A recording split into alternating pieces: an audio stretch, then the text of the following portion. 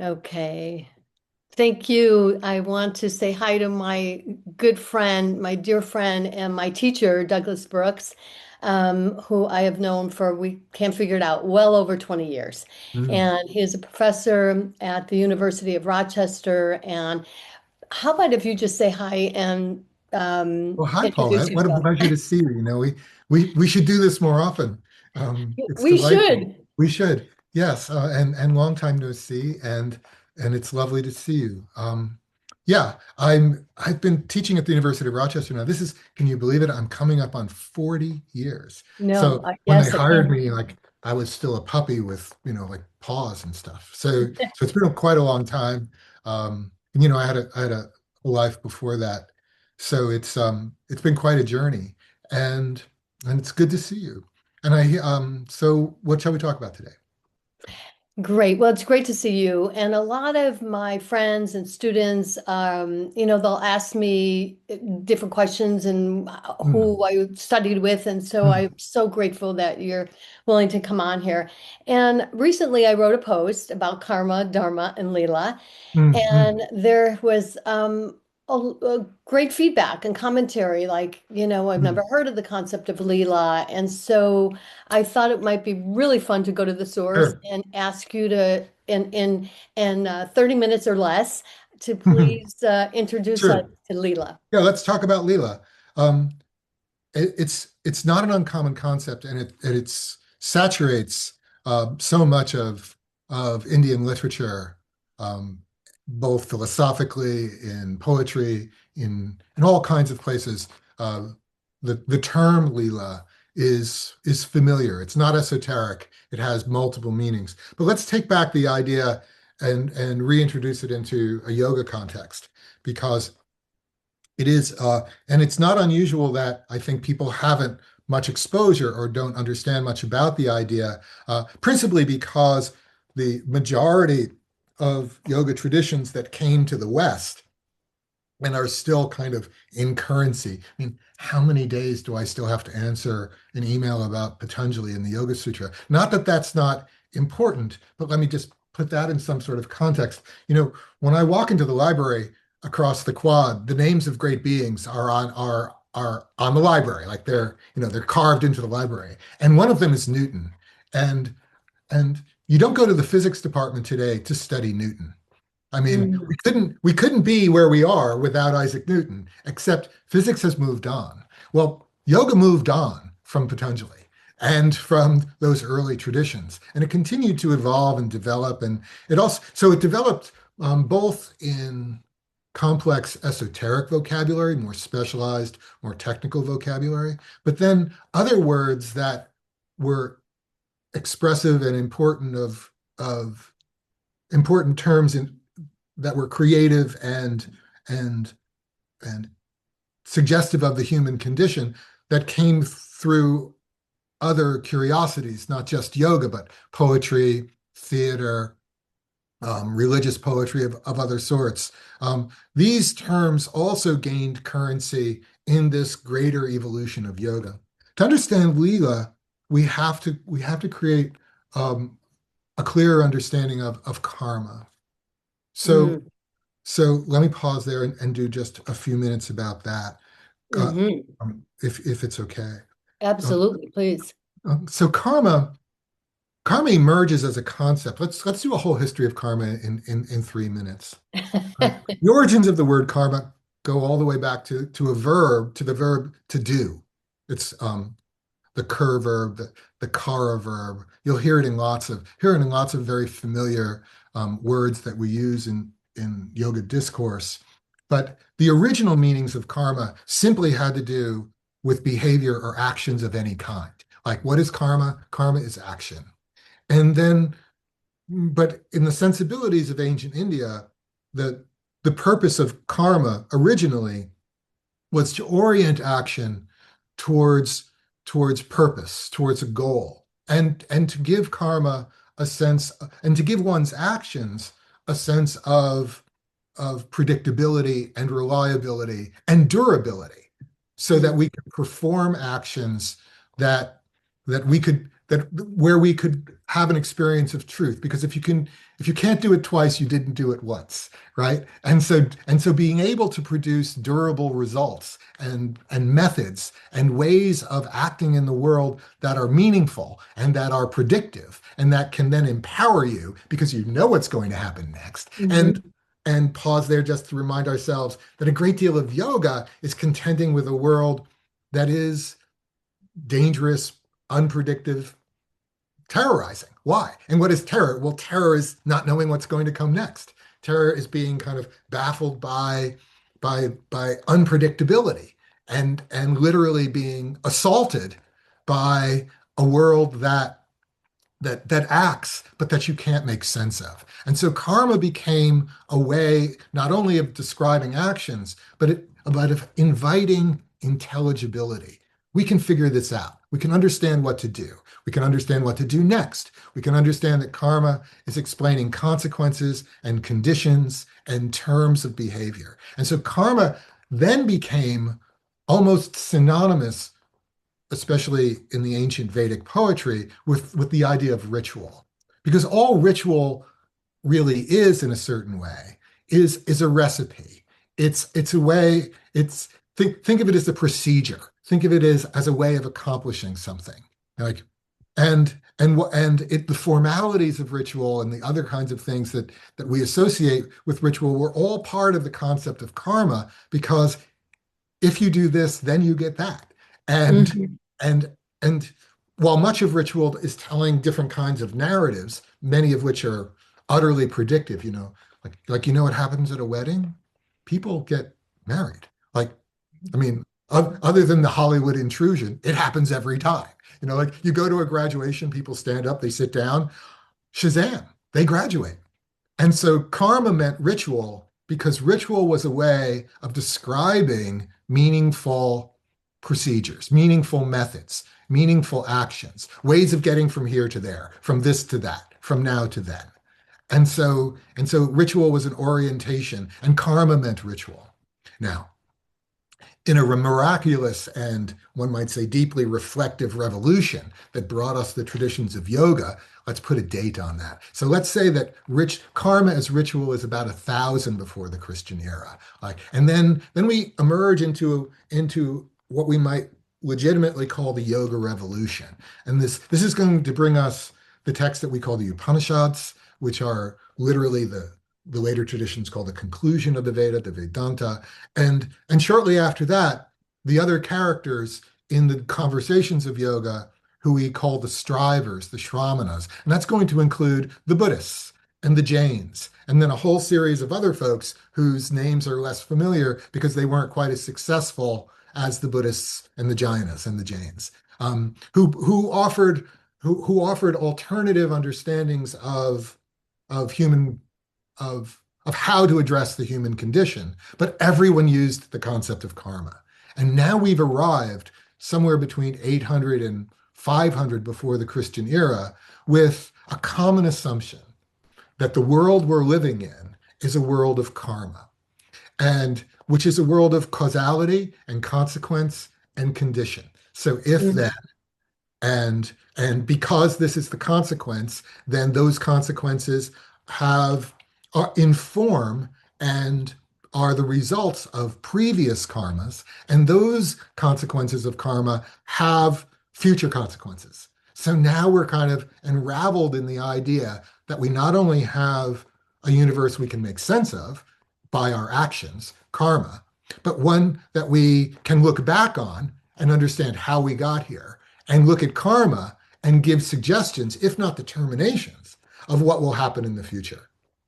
That leads to the notion that karma is not only describing the world, it's describing and making it plausibly understandable, intelligible. It's describing a world that in some sense determines us, that that, Mhm. that Mhm. describes us. Because and so we get two kinds of responses, as it were, to this new concept that everyone shares. I mean, it doesn't matter what side of the yogic street you're on, wherever you are among the myriad kinds of Hindu writers and teachers, and where the Buddhists and the Jains are, the entire kind of ancient Indian philosophical world, yoga world, has assumed that karma is the state of affairs, that karma is an important and presumption of trying to make sense of anything we do in life. But the consequence of karma gave us kind of two responses, as I said before. The first is that if we had enough variables and we could predict what was going to happen, then karma not only describes events, it binds us. It's determinative. And we fall into what philosophically we would call determinism. In other words, it's all karma. And interestingly, like, isn't that the way we use the word in our ordinary vernacular? We go, well, that's someone's karma, or that's karma, meaning it's some kind of payback or some kind of reap Hmm. what you sow or some kind of consequence. But it's also like, it's almost as if you're saying, that's what's going to happen. Like karma decides. Because, if, you know, if you smoke as a it's karma. You got sick, right? Later in life. And so we use the word karma as a way of describing our determinism, and that takes us to the idea of bondage. That takes us to the idea of, well, how much choice do we have? And where is our freedom in a world that where consequences are deciding everything for us? And now think of it about like our own histories, because karma did make us. Every one of your and my ancestors, human ancestors, for the last 200,000 years, succeeded at karma. Like that's why we're here. Like cause and effect. And all the myriad complexities of all the things that had to happen, all of those happenings that caused you and I to be sitting here having this conversation. That's karma. Yes. Right. Okay. So now we have, as I said, two views of karma. The yoga traditions are either going to say, we've got to extricate ourselves, like get out of this malaise, right? That is, bring karma, like make karma no longer the determinative, consequential feature of our lives. We're going to somehow eliminate it, transcend it, erase it, no longer allow it to be because the argument will be, well, there's something else to get.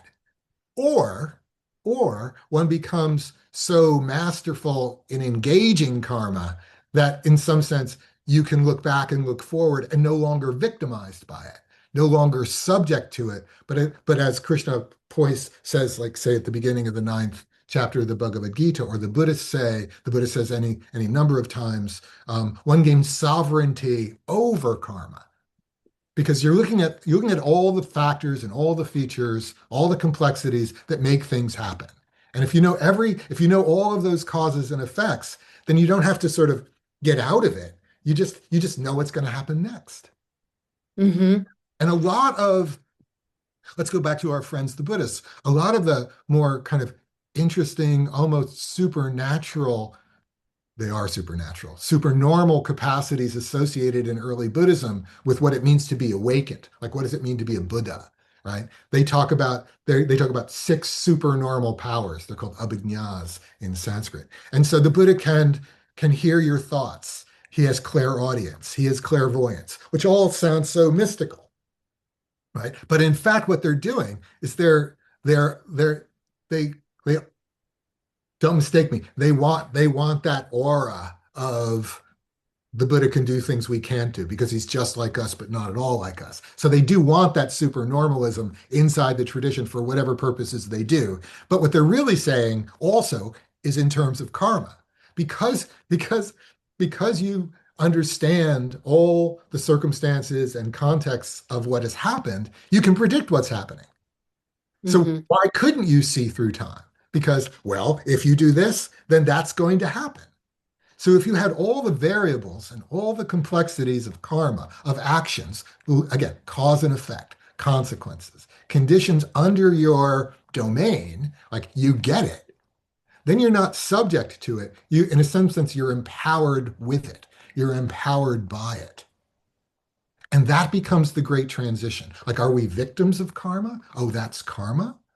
Or are we lucid with respect to what karma's creating in our actions and in this great constellation of events that we call karma, and saying it's predictive and we know what's going to happen. Like if we strike a match now, we know what will happen tomorrow. Like I'm giving a glib example, but the example is to say, are we subject to karma or and what's the degree of our sovereignty with karma, right? Like how much power do we have in a karmic world? Okay, now we can ask ourselves other more complex questions. Because if karma is a way of predicting outcomes, then um, what about circumstances and situations where the variables are not only too many? So let's get a little definition here. Complex means a lot of things. Simple means fewer things. Okay, so just start there. And let's give a real world example that comes out of our own grapplings with karma theory in the West.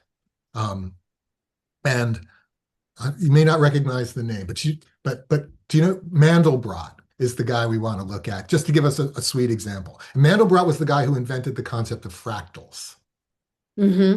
Fractals are repeating events, right?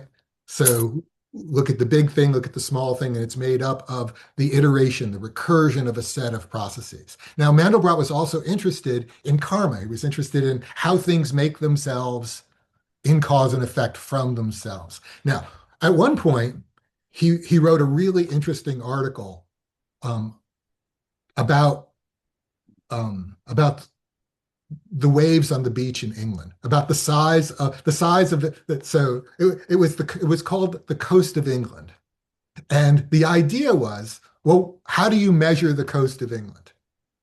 And the argument was, well, where is the coast of England? It's where the last wave stopped on the shoreline.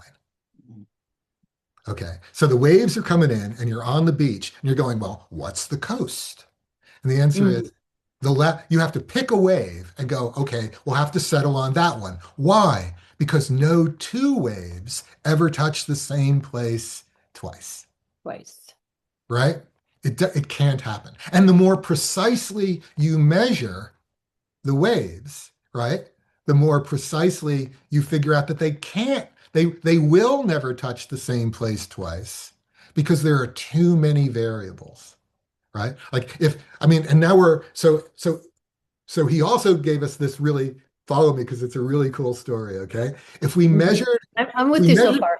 so if we measured the particular wave that we happen to choose, which may be different than all the other waves, by definition it is, and we measure it, say, in a meter, right? If we now measure it in half a meter, right, we're going to get a more accurate Hmm. registration of that wild crooked line, right? Every time you reduce by half, you know what happens to the shoreline? It grows. It's an n plus one problem, right? So the shoreline grows in distance every time you measure it. All you have to do is reduce the measurement again and again and again. And you're still left with the idea that that you just arbitrarily chose one of these waves when no two of these waves ever touch the same place twice. And the more accurately you measure the waves, what do you find out? You find out that they really don't touch the same place twice. So, what do we do with that? Well, you can say, okay, we can create like a tides table. Well, just bear with me again. Like, where do the waves touch? And you go, well, somewhere between here and here, somewhere Hmm. between this and that. But you can't accurately predict where any one wave itself will ever touch. That has now become impossible. So, Gotcha. got me? Right now we Yeah. can have storms and the whole system can blow up. But basically, all you can do is measure some variance. All you can Hmm. say, like, because you can't reduce it to one answer. and you can't accurately predict any one of these things. Now, keep going with me. That means that that so we call that process of unpredictability. It's got a fancy name in English, so let's do that too. It's called stochastic. Now we often use the word stochastic to mean random, but it doesn't mean random. It means that there is no way to predict precisely what will happen next. That the events are stochastic, meaning that you can't predict it. Let's give you other examples because in the 21st century, we also wrapped our heads around other issues that actually come to be characteristic of quantum and quantum analysis that gives us the same kind of stochasticity, right? Mhm. And again, not randomness, but you might think of it as as as unpredictability. So, in a very old experiment, think about this. You can know how fast something is moving, or you can know where it is, but you can't know both at the same time. Say that again. Okay, this is my friend Monty. Monty is moving, right? Monty is moving. He's like a comet, right? We can know where he is only if we stop him. He's there. Ah, Or we mhm. can know how fast he's moving. But if we know how fast he's moving, we can't know where he is because he's moving. Gotcha. Got me? Yeah, Or we can't know how fast he's going because we've stopped him. yeah. Okay. So this is called indeterminacy. So now we have stochasticity. We can't predict the waves on the shore. Now we have indeterminacy. And now let's do one more like wild quantum thing that our yoga folks will certainly appreciate. Butterfly effecty stuff, right? So we can know that something like Monty over here can change the pencil over here, right? But we can't find a connection between them. So how is it that something happens way over on the far side of the galaxy and it changes something way over on the other far side of the galaxy? This is common understandings of contemporary physics. And you can't find the causal connection.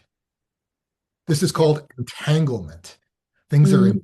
entangled, right? Because they're connected, we don't know why they're connected, and we can't know why. There's no causal connection.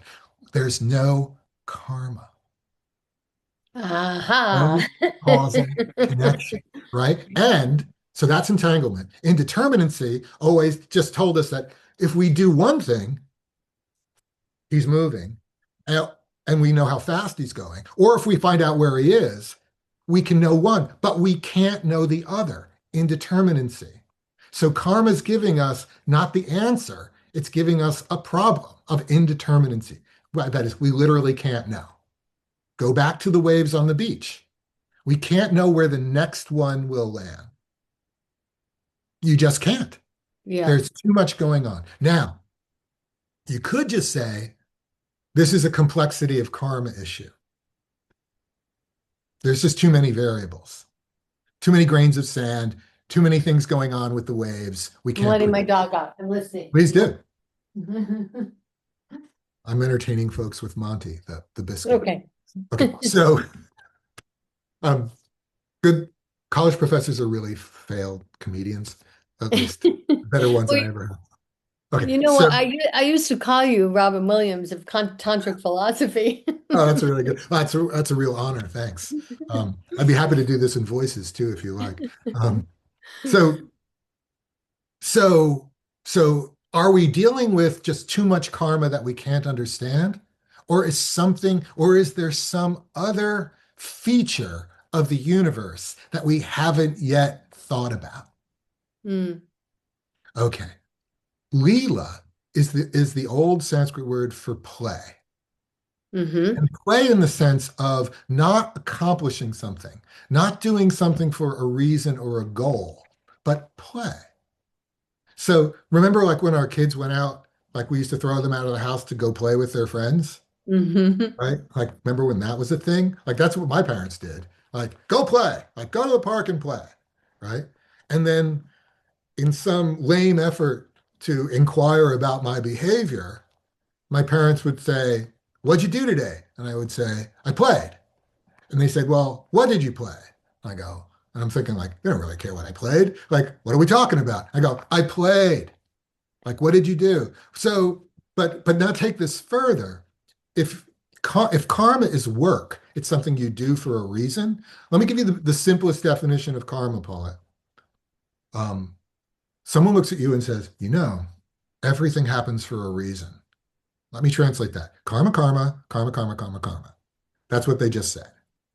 However, we just showed you that while the world, that everything doesn't happen for a reason, Mm-hmm. right? Mm-hmm.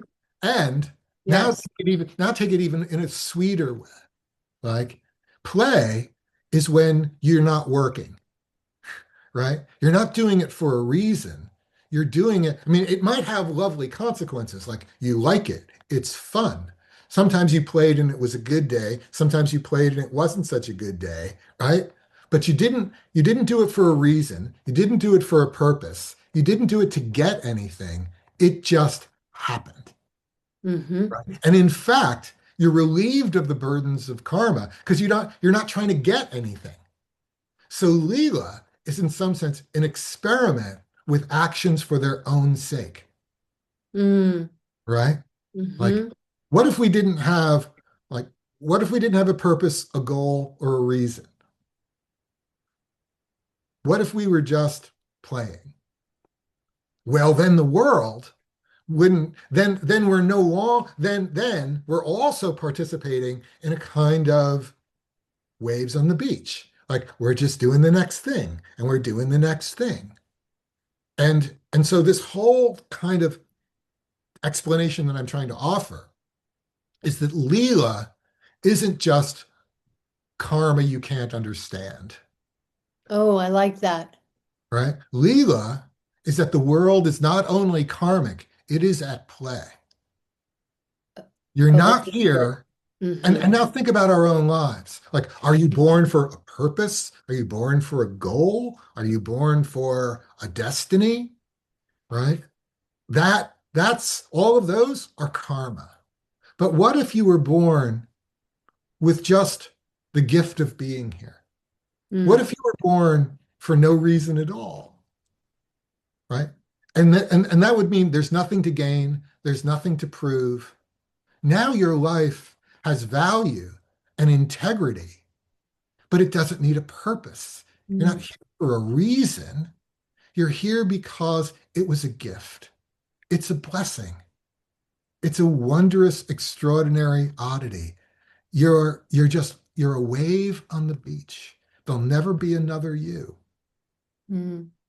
But now that doesn't mean that we can't bring karma to the party. We can say, I can Mhm. create reason. I can Mhm. make purpose. In fact, I must create reason and purpose. I must create meaning because that's what we do when we try to interpret karma. But maybe we're here because the universe doesn't want something from us, doesn't need us to prove anything, gain anything, doesn't need a goal. Maybe it's just here because it is, because the world is at play. It's at Leela. And so Mm. Leela refers to not only those ways that karma are completely beyond predictability, but also to the freedom, to the gift that. So when this idea was first sort of beginning, my teacher was in India was first crystallizing this idea.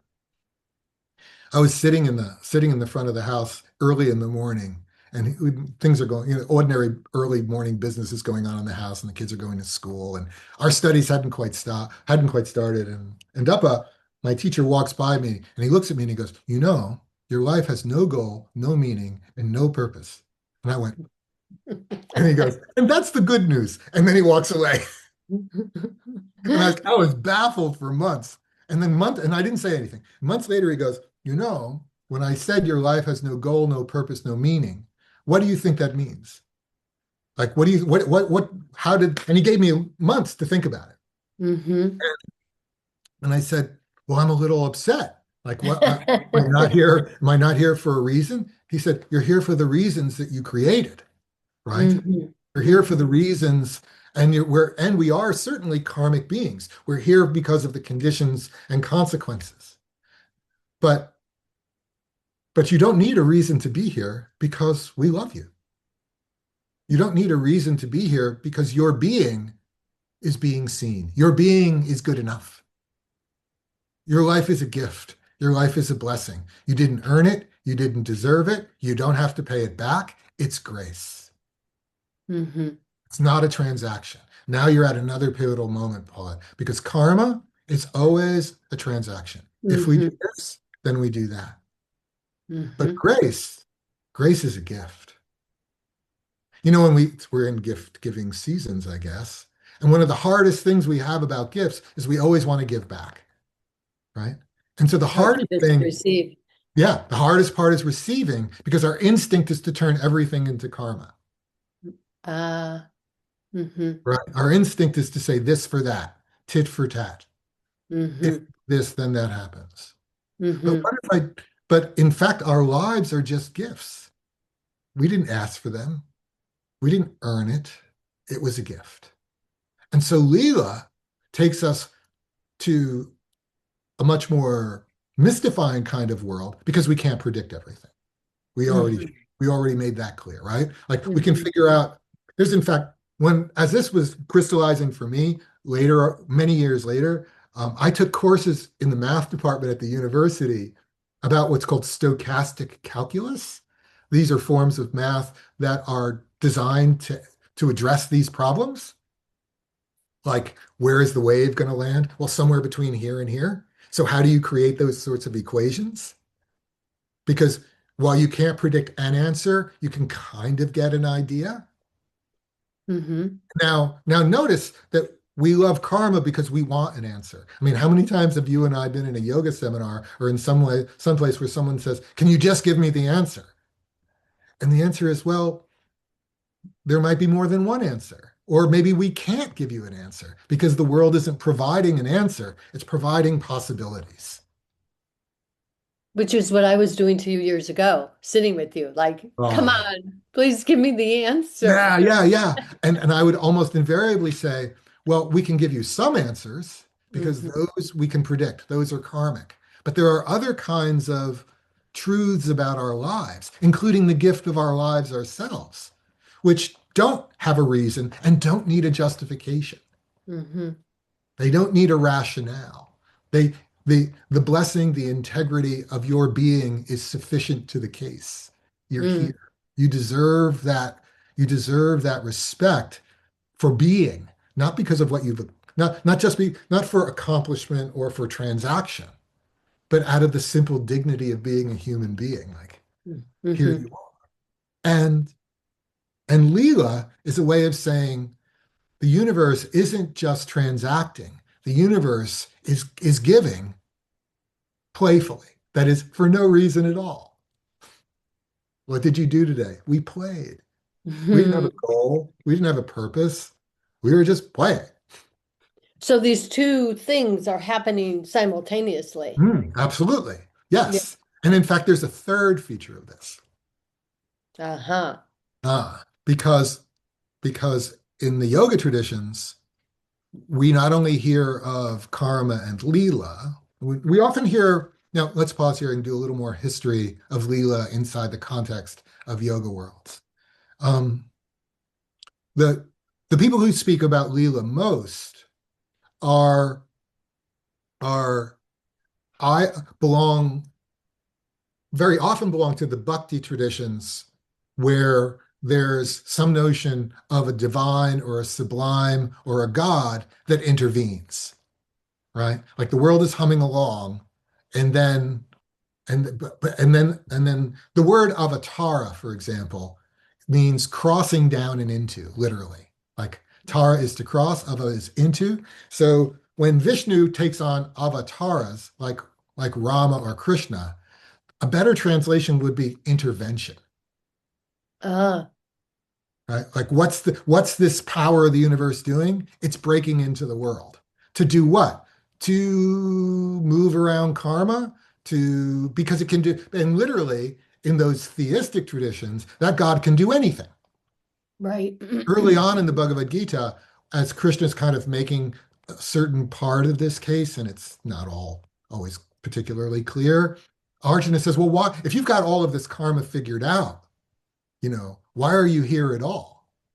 And he says, he uses a very beautiful phrase. He says, Loka Samgraha. I'm here literally to hold the light. I'm here to hold the world together. Right. So he gives, but why is he here? Because he can be. Right. Mhm. And it was these divine intervention traditions that really articulated Leela. But now let's take them out of there's someone or something deciding to do this. And maybe because that's what later traditions are going to tell us, that maybe the world is just Leela. Like it's Leela and karma. It's not, there's no one doing it. The world is not only acting in cause and effect, karma. The world is acting because that's what it does. It Mhm. plays. Mhm. Now, from the earliest traditions, they gave us a third category because they told us that 1/4 of the universe is revealed, but 3/4 remains under the radar, concealed. This goes all the way back to Rig Veda and other places. There's a famous poem about it, um, about how the world is the person is 1/4 seen and 3/4 yet unseen. And Mm. this becomes a long contemplation, especially later in the sophisticated evolutions of the Tantra, to talk about the concept of rahasya, which means secret. And a secret isn't something you necessarily withhold. That's a whole nother set of issues. A secret is something that's under the radar, that's inside. Now, Mm. even in our ordinary lives, right? We, even to become functional humans, right? We have to take all kinds of feelings and thoughts and wishes and desires and behaviors, and we have to put them away. Like the day I realized, like in the supermarket at age 4, that if I stopped acting out and started behaving, I would get the cereal I wanted, right? But to be human is to be professionally repressed. Like that's what adulthood is, right? Like Right. adults are professionally repressed because if you just act out of your id or you just say whatever you want, right? Like that may not be such a good idea. And we have all of these other hopes and dreams and desires that we bury. And then we have all kinds of features of karma that we inherit. We don't know how we were. Like, were you held too much? Were you held too little? There's so much concealed inside us. Mm. And there's Mm. so much that we add to that concealment by the ways in which we put things away. Or we come to a certain point in life where you say, well, that's not going to happen anymore, or that Mhm. couldn't happen again, right? Mhm. Like that's over. That chance is gone, right? And so what do you do with those regrets and those feelings and those desires? And sometimes they were healthy to put them away, like don't act out, or no reason to lose your cool here just because, you know, do you remember the Woody Allen movie? Remember Annie Hall? So Mhm. it's a love story, a Woody Allen story, right? You might remember this scene. Like, so he's at dinner with Diane Keaton's like uber waspy family, right? Mhm. And they're having this conversation and they're saying one thing, but the subtitles are saying what people are really thinking, right? Yes. And how they're really seeing him. Like they're seeing him like like in as a Hasid, and he's just this guy. And then there's all this like inner conversation, but outer forms. And like it's a joke about what people might be really thinking, or what they're repressing, or what they're keeping private. All of those things that are internal, that are private, all those things we repress, and then all those things we don't even know that are hidden from us, we call those chaya, shadow, shade. Mhm. Mhm. So we're not only acting out of karma, which is our discernment of causality and cause and effect and reap what you sow. We're not only living in a world in which Leela happens, So let's pause there just for a second. 'Cause I always love to say this. I probably said this to you a million times a million years ago. I go, Leela happens. When you like it, it's a miracle. When you don't like it, it's shit. Right? Like, because It's kind of like when you used to say too, the good lucky, the sucky lucky. yeah, yeah, yeah. Yeah, Did you get the yeah. lucky? Right? Because if you don't get the lucky, and the lucky means like all of these things had to happen. So not all of the lucky is Leela. Some of it is karma, right? I Yeah, mean, there are all those variables causing, the waves on the beach. yeah. And we can predict some of those, but then we come to this point where it just happens. Now we can add a third feature, which is that all of this stuff that's in our shadow is also contributing to karma. Mm, hmm hmm And and so much of that shadow of ourselves we don't even know is there, right? Because it really is hidden from us. Um, let me let me give a personal example, if I might. Sure. My I was really lucky. Like I had a very my mom was my best friend, and she was very and and so I would stop to visit my mom, and I would have just come from like a luncheon or a dinner, and I go and she go and I come in and I go, hi mom, and she go, I'll make you something. Have a seat. I go, I just ate. She goes, yes, I'll make you something. Right. So so my mom was my pal. Now my mom's been gone, and I've realized that something about that imprint, something about I'll make you something. I I like if you come to see me, I want to make you something, hmm right? hmm And and you don't have to be Dr. Jung to figure out that what you're doing is loving your mom because you miss her. And hmm because that, and so that's a very sweet shadow, right? Like I want to take care of you because I was taken care of, and it reminds me of this person. It creates yoga. It creates a deep inner connection mm because yoga is about making connections, right? That's what the word means. It means yoking, joining things together. And so when we realize why we're making connections, that's an empowered yoga. And here, like, I know why I want to feed you because it reminds me of my mom, right? So so again, it's a silly example, but the reasons we do things and why we do things and how we do things for three reasons. We do things because karma's decided. Like karma's put out this is the context, these are the circumstances, here are the causes and conditions, karma. Now you're also living in a world in which something can happen. Like virtually anything can happen at any time for no reason at all. Or you can act like that. Like, let's go play. What are we going to do? Doesn't matter. We don't have a goal. We don't need a reason. Like, and so much of love is that. Like, you don't have your beloved just for all the good reasons you have, or because it's a circumstance or a condition. Like, you're just hanging out. It's like it's who you spend your time with. You're at play. We don't need to have a reason to be together, hmm right? And Right. I have no reason to to mark all of the circumstances and achievements as the reason you are my friend. You're my friend because you're my friend. It's hmm Leela.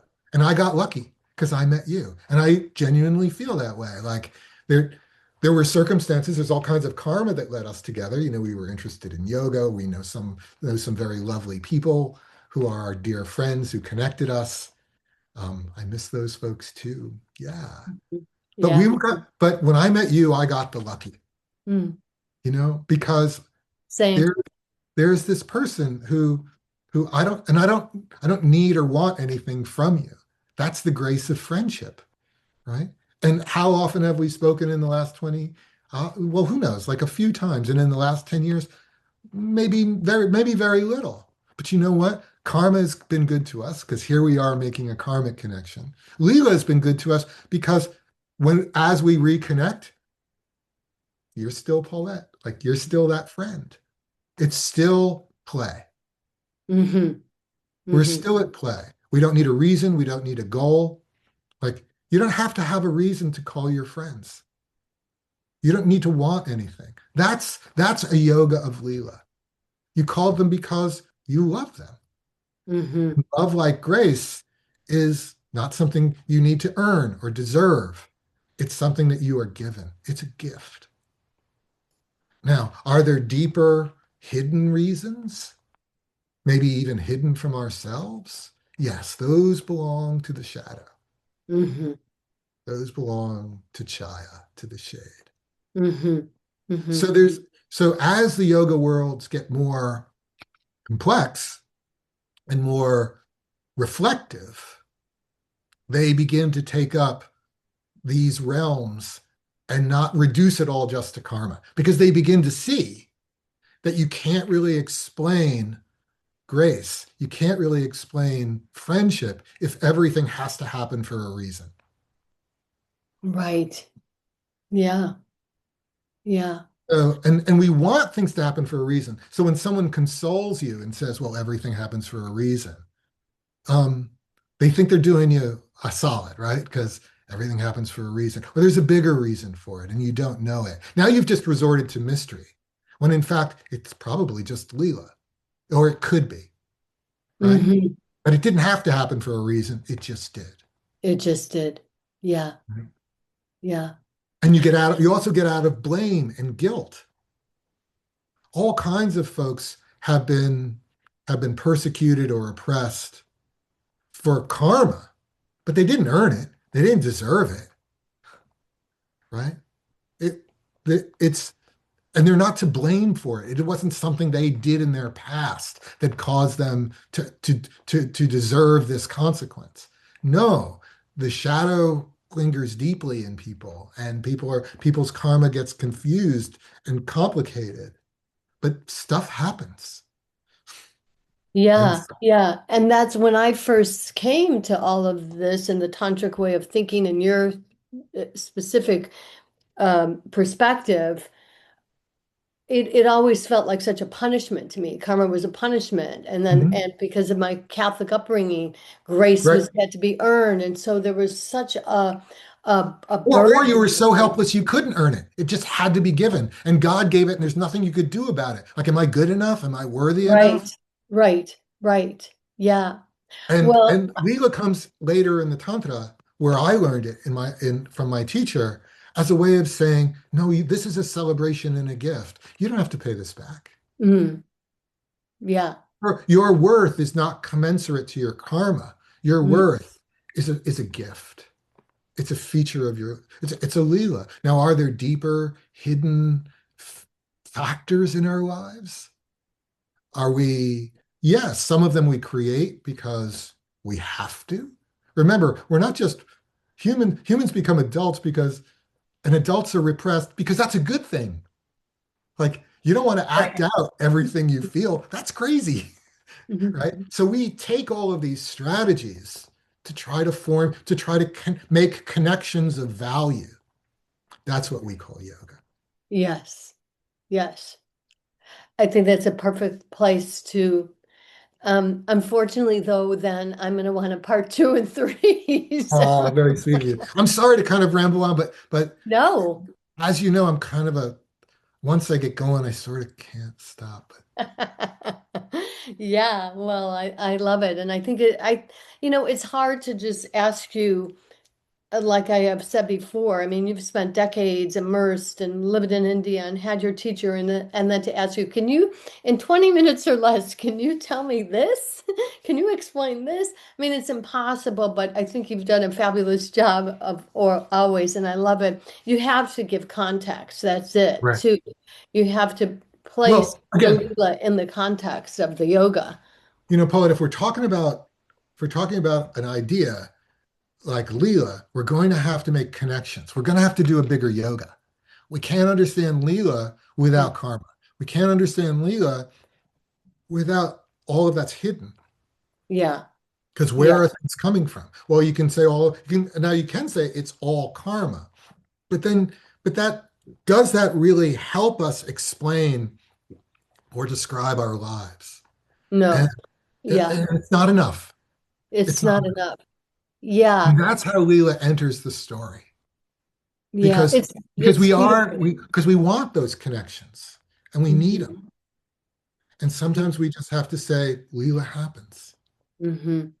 And that's a Yeah. blessing because there's you don't need a reason to be on this earth, but you can make reasons.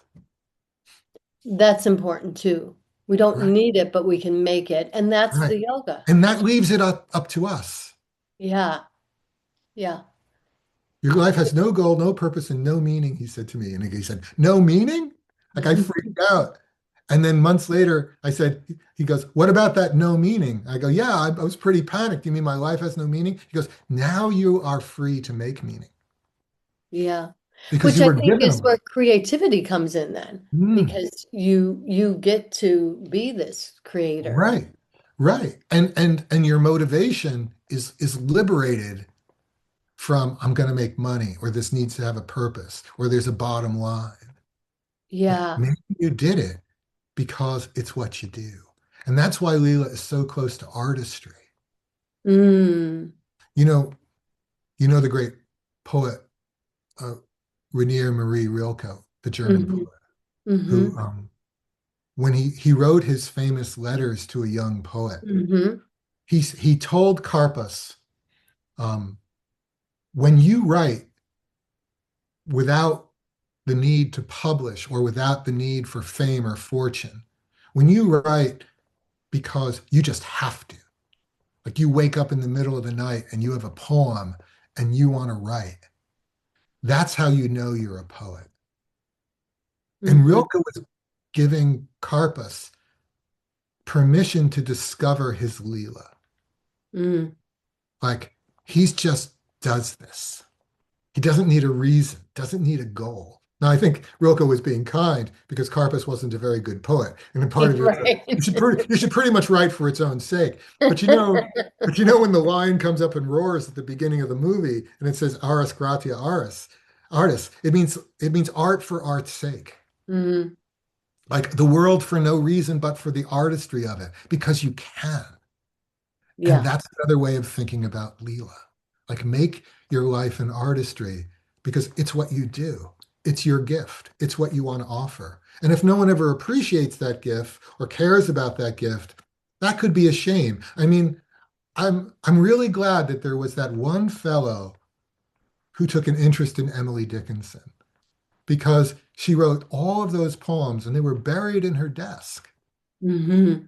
And maybe she didn't feel the worth, or maybe her worth because of her circumstance, or because of the oppression of the age, or for any reason. But she wrote the poems in some sense because she had to, Hmm. because they were in her heart, because they Hmm. were pouring out of her. Now, I'm really glad someone noticed. Yeah. She didn't do it to be noticed. She didn't do it for fame or fortune. It wasn't a transaction. It Mm. was a gift to herself. And that's also a great yoga. That's a lila. Like Yeah. make your heart's gift to yourself, your yoga, Mm. your connection to the world, because it's how you connect.